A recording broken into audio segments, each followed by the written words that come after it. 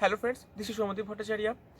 তো আজকের এই ভিডিওতে আমি আলোচনা করব খুবই গুরুত্বপূর্ণ একটা বিষয়, তা হচ্ছে এসএসসি এমটিএস এর জন্য জিকে জিএস কোন জায়গাগুলো পড়বে, কোন সাবজেক্ট থেকে কোন পোর্শন থেকে কোশ্চেন এসেছে প্রিভিয়াস ইয়ারে, তার ডিটেল সলিউশন বা ডিটেল একটা অ্যানালিসিস আমি এই ভিডিওতে নিয়ে এসেছি। আমি আগে ইংলিশের জন্য একটা বানিয়েছিলাম ভিডিও, সেখানে তোমরা 1000+ ভিউজ দিয়েছো। তো যাই হোক, আমার ছোটো চ্যানেলে ওটা অনেক বড় আমার কাছে, এবং তোমরা অনেকে জানিয়েছিলে যে একটা জিকে জিএস এর ওপরেও বানাও। তো আমি সেটাই বানিয়েছি আজকে। তো তোমরা আই থিঙ্ক ভিডিওটা দেখবে পুরোটা এবং বোঝার চেষ্টা করবে যে কোন জায়গাগুলো থেকে কোশ্চেন আসছে। তো দেখো, আমি এখানে জিকে টপিক এবং নাম্বার অফ কোশ্চেন সেগুলো লিখে রেখেছি। অর্থাৎ এখানে প্রথমে আমি লিখে রেখেছি যে কোন কোন যে বিষয়গুলো আছে সেখান থেকে কোশ্চেন আসছে এবং কটা করে আসছে সেটা আমি অ্যানালিসিস করেছি এবং সেখানে লিখে রেখেছি। তো দেখো, জিকে টপিকের মধ্যে প্রথমে ভৌত বিজ্ঞান, সেখান থেকে একটা কোশ্চেন এক্সামে থাকছে। রসায়ন থেকে একটা থেকে দুটো কোশ্চেন দেখতে পাওয়া যাচ্ছে। জীবন বিজ্ঞানের ওপরে একটা থেকে দুটো কোশ্চেন থাকছে। পরিবেশ থেকে একটা কোশ্চেন, অর্থাৎ পরিবেশ বিদ্যা থেকে। কারেন্ট অ্যাফেয়ার্স থেকে 5 থেকে 6টা কোশ্চেন থাকে। ইতিহাস থেকে 2-3টে কোশ্চেন থাকে। এছাড়া বিখ্যাত জায়গা এবং মানুষ, তার উপরে একটা কোশ্চেন। উৎসব এবং মেলা, সেখান থেকে কনফার্ম এটা ধরতে পারো, এটা মানে কনফার্ম এটা থাকেই। তো সেখান থেকে একটা কোশ্চেন। আর্ট অ্যান্ড কালচার, সেখান থেকে 3টে থেকে 4টে কোশ্চেন। যেটা আমাদের পলিটি রয়েছে সেখান থেকে, রাষ্ট্রবিজ্ঞান থেকে 2টো কোশ্চেন। ভারতীয় যে ভূগোল রয়েছে সেখান থেকে 1-2টো কোশ্চেন। এবং ইকোনমি, অর্থশাস্ত্র থেকে 1-2টো কোশ্চেন কখনো চলে আসে। বুকস এবং অথার্স, সেখান থেকে একটা কোশ্চেন। অর্থাৎ কোথাও একটা, কোথাও দুটো, 3টে 4টে এরকম ওয়েটেজ থেকে থাকে। তো আমি এটা জানালাম যে কেমন ওয়েটেজ থাকে বিভিন্ন যে বিষয়গুলো রয়েছে।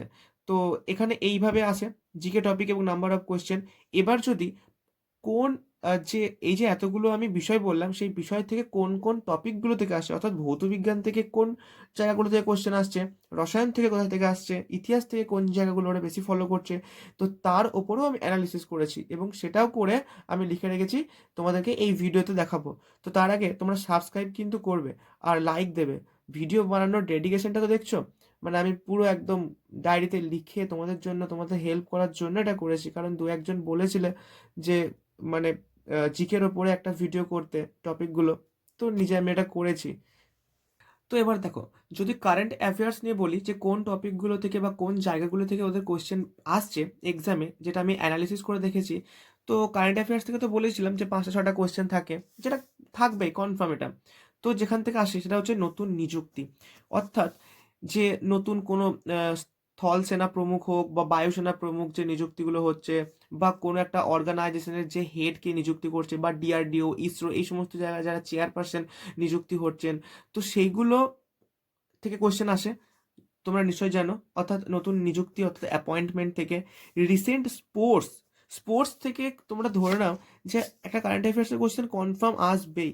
তার কারণ স্পোর্টস আসেই প্রত্যেকটা, তোমরা যদি শিফট দেখো দেখবে স্পোর্টস থেকে কোশ্চেন এসেছে। এবার কীভাবে আসে স্পোর্টসের থেকে কোশ্চেন?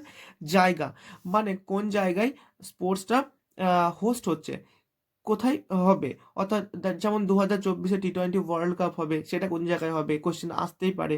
তারপরে উইনার, যদি কোনো স্পোর্টস হয়ে থাকে তাহলে সেখানকার উইনার কে হয়েছে। ওকে। তারপরে পুরস্কার, অর্থাৎ কোনো একটা স্পোর্টসের, অর্থাৎ sports person of the year কাকে দেওয়া হলো, এই ধরনের পুরস্কার রিলেটেড স্পোর্টস থেকে কোশ্চেন এসে থাকে।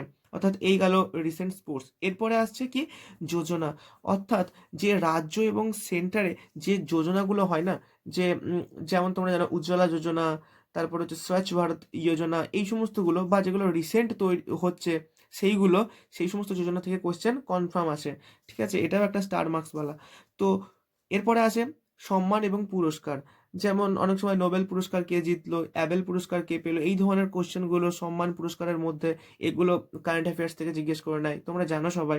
ইন্ডেক্স এবং রিপোর্টস, অর্থাৎ থাকে না যে পিস ইন্ডেক্সে ভারতের র্যাঙ্ক কত, হাঙ্গার ইন্ডেক্সে ভারতের র্যাঙ্ক কত, এই ধরনের কোশ্চেনগুলো থাকে।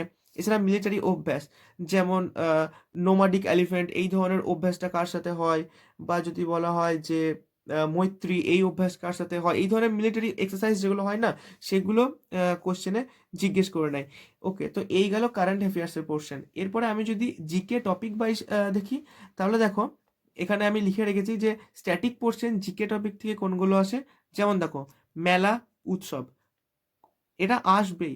মানে প্রত্যেকটা শিফটে দেখতে পাওয়া যায় কিরমভাবে হয়তো মেলা উৎসবের বৈশিষ্ট্য জিজ্ঞেস করতে পারে, বা কোনো একটা লাইন বলে দিয়ে বৈশিষ্ট্য বলে দিয়ে বললো যে এটা কোন মেলাতে হয় এরকম। বা জায়গা, সব থেকে বেসিক্যালি যেটা আসে সেটা জায়গাটা, যে এই মেলাটা কোন জায়গায় অনুষ্ঠিত হয়। সময় অনেক সময় দিয়ে দেয় যে কোন সময় এই মেলাটা অনুষ্ঠিত হয়। ওকে, তারপরে আছে কি নৃত্য ও নৃত্যের সাথে যুক্ত ব্যক্তি। স্টার মার্ক করে রাখো, এই কোশ্চেনটা আসেই। মানে নৃত্য দিয়ে দেবে, হঠাৎ একটা নাম দিয়ে দেবে, দিয়ে বলবে যে এই ব্যক্তিটি কোন নাচের সাথে যুক্ত, বা হয়তো কোনো একটা নাচ দিয়ে দেবে, দিয়ে বলবে যে এই নাচটি কোন স্টেটের সাথে যুক্ত। এই ধরনের কোশ্চেন তোমরা করবে। তারপরে ফেমাস মন্দির বলতে পারে যে খাজুরাহোর মন্দির কোথায় অবস্থিত, বা আরও যে সমস্ত কোণার্কের সান টেম্পল কোথায় অবস্থিত। এই ধরনের কোশ্চেনগুলো মন্দির রিলেটেড কোশ্চেন আসে, দেখবে তোমরা এমটিএস এর প্রিভিয়াস ইয়ার বুঝতে পারবে। এরপরে বাদ্যযন্ত্র এবং তার সাথে যুক্ত ব্যক্তি। দেখো, অনেক সময় তবলার সাথে যুক্ত ব্যক্তি, তারপরে সানাইয়ের সাথে, এই ধরনের কোশ্চেনগুলো খুবই আসে। এটা মানে দেখবে তোমরা অ্যানালিসিস করে। অ্যাওয়ার্ডস এবং ঘরানা, অনেক সময় এরকম কোশ্চেন আছে যে বিরজু মহারাজকে কত খ্রিস্টাব্দে পদ্মভূষণ দেওয়া হয়েছিল, বা আল্লাহ রেখা খান কবে পদ্মশ্রী পান। এই ধরনের কোশ্চেনগুলো অ্যাওয়ার্ডস রিলেটেড আসে, যদিও এগুলো মনে রাখা সত্যিই খুব কঠিন, কারণ কোনো একটা ব্যক্তি কত খ্রিস্টাব্দে পদ্মশ্রী পদ্মভূষণ পান সেটা সত্যি খুবই কঠিন, টাফ। ঘরানা থেকে কোশ্চেন আসে, এই ঘরানা থেকে কোশ্চেন তোমরা পার্টিকুলার করবে, কারণ ঘরানা থেকে এরকম দিতে পারে যে মেহর ঘরানা থেকে কে যুক্ত, লখনৌ ঘরানা থেকে কোন ব্যক্তিটি যুক্ত। এই ধরনের কোশ্চেন ঘরানা বলে সার্চ করলে ইউটিউবে ভিডিও পেয়ে যাবে। বুকস অ্যান্ড অথর্স কিভাবে আসে? স্ট্যাটিক পোর্শন, মানে যেগুলো অনেক পুরনো সেই বইগুলোও আসে, আবার যেগুলো নতুন কোনো লেখক লিখছেন সেই বইগুলোও বুকস এবং অথর্সে চলে আসে। ওকে, এরপরে নেক্সট দেখো 7 নম্বর, কারেন্সি এবং ক্যাপিটাল। ওকে, কিছু বলার নেই, তোমরা সবাই জানো যে কারেন্সি এবং ক্যাপিটাল এই সম্পর্কে কোশ্চেন আসবে। হেরিটেজ সাইট যেগুলো ভারতের রয়েছে এবং রামসার সাইট যেগুলো রয়েছে সেগুলো সম্পর্কে কোশ্চেন আসে। মানে এরকম জায়গাটার নাম দিয়ে বলে যে কোন স্টেটে অবস্থিত, সেটা দেখে নেবে। বিভিন্ন সদর দপ্তর, যেমন তারপরে আইএলও, এই সমস্ত জায়গার সদর দপ্তর কোথায় অবস্থিত সেই কোশ্চেনগুলো আসে। গবেষণাগার অর্থাৎ ধান গবেষণা কেন্দ্র কোথায় অবস্থিত, তারপরে গম গবেষণা কেন্দ্র কোথায় অবস্থিত, এই কোশ্চেনগুলো আসে এসএসসি এমটিএস এর প্রিভিয়াস ইয়ারে। ইম্পর্টেন্ট ডেটস থেকে কোশ্চেন আসে, ঠিক আছে, তারিখ। ন্যাশনাল পার্কস থেকে কোশ্চেন আসে। রাজ্য এবং দেশের বর্ডার, তার উপরেও কোশ্চেন আসে। তো এই গেল জিকের স্ট্যাটিক পোর্শনের কভারেজ। এবার আমি বলবো যে হিস্ট্রি থেকে কোন জায়গাগুলো করবে। দেখো, হিস্ট্রি থেকে মূলত যেই পার্টটা করতে হবে সেটা হচ্ছে সিন্ধু ঘাটি সভ্যতা। এখান থেকে যেমন আসে না, 16টি মহাজনপদ আছে, সেখান থেকে কোশ্চেন চলে আসে। বা সিন্ধু ঘাটি সভ্যতার বিভিন্ন যে প্রাচীন হেরিটেজ জায়গাগুলো রয়েছে সেগুলোর উপরে আসে।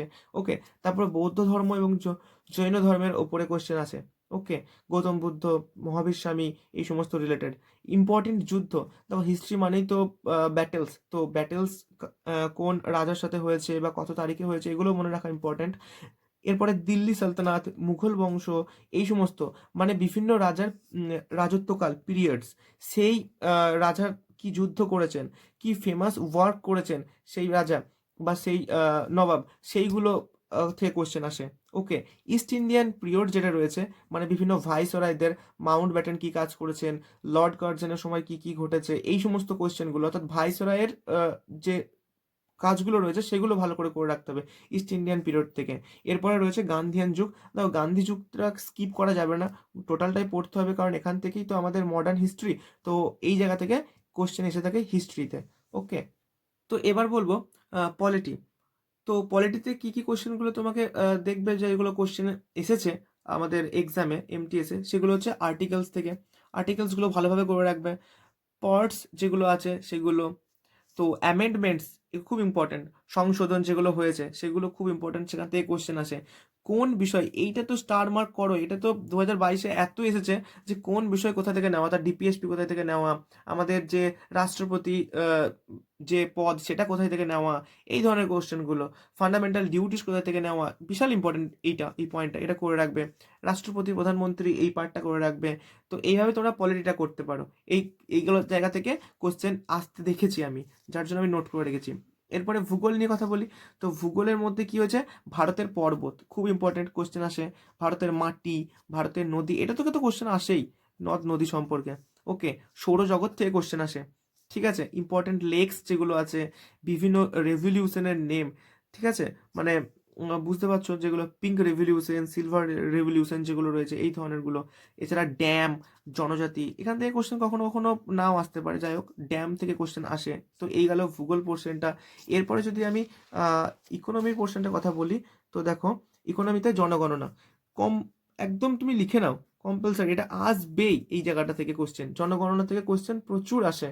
ওকে, এরপরে বাজেট নিয়ে কোশ্চেন আসে, এই মানে খুব ইকোনমির খুব কমই এখানে পয়েন্ট লিখেছি যেগুলো থেকে কোশ্চেন আসে, তার মধ্যে জনগণনা একটা মাস্ট ধরে নাও। পঞ্চবার্ষিকী পরিকল্পনা খুব ইম্পর্টেন্ট, 5 ইয়ার প্ল্যান, এখান থেকে তো 2022-এ প্রচুর এসেছিল, যার জন্য আমি আবার আলাদা করে ইউটিউবে ভিডিও দেখে সেখান থেকে নোটও বানিয়েছিলাম। তো এটাও খুব ভালো একটা জায়গা, এখান থেকেও কোশ্চেন আসে। এছাড়া জিডিপি, এনডিপি, জিএনপি, এনএনপি, এই সমস্ত বিষয়গুলো একবার করে দেখে রেখো, কারণ এগুলো থেকেও কোশ্চেন চলে আসে অনেক সময়, তখন বোঝা যায় না, যদিও এই বিষয়গুলো খুব টাফ ইকোনমির, বাট যাই হোক দেখে রাখো। ভৌত বিজ্ঞান থেকে যে পার্টটা মূলত আসতে দেখেছি সেটা হচ্ছে এসআই ইউনিটস, ইনস্ট্রুমেন্ট কে আবিষ্কার করেছেন। এছাড়া বেসিক থিওরির ওপরে কোশ্চেন চলে এসেছে, অনেক সময় বেসিক থিওরির ওপরে কোশ্চেনও দেখেছি।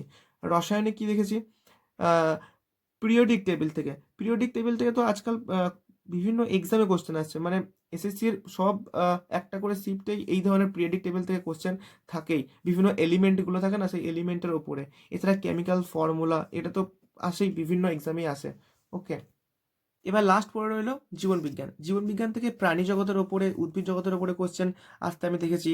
কোষ থেকে কোশ্চেন, ভিটামিন থেকে তো আসে একদম। এছাড়া রোগ থেকে কোশ্চেন, এগুলো তো জানোই, রোগ থেকে কোশ্চেন এরকম আসেই। তো জীবনবিজ্ঞান পার্ট এখানে শেষ হলো।